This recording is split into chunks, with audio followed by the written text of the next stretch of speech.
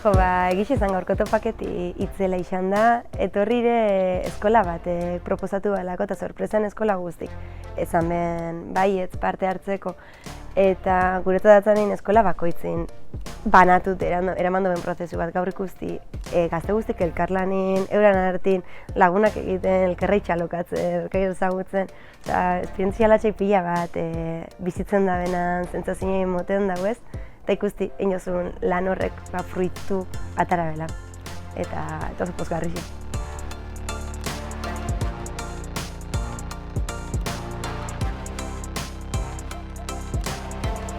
Roman eta Mikel gara, eta Blas de Lezoko ikasleak gera.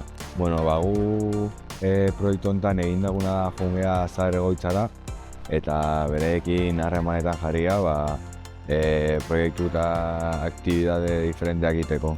Ezin genuen beraiekin, beraien Zahar egoitzan gimnasio moduko ariketa batzuk, dantzatu genuen beraiekin, eta egon ginen beraiekin hitz egiten trintxerperi buruz, zeba dauden trintxerpen, zer eraman diote trintxerpen bizitzera, eta horrelako gauzetaz.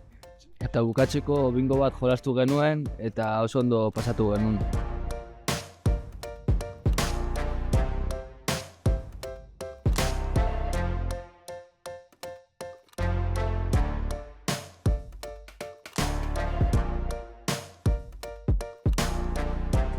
Proiektu hau interesanti ikuste talde batetik ikaslientzako da aukera behaien itzia kontutan izan eta pixkat eskolatik atea eta aukera edukitzeko ingurua ezautzeko.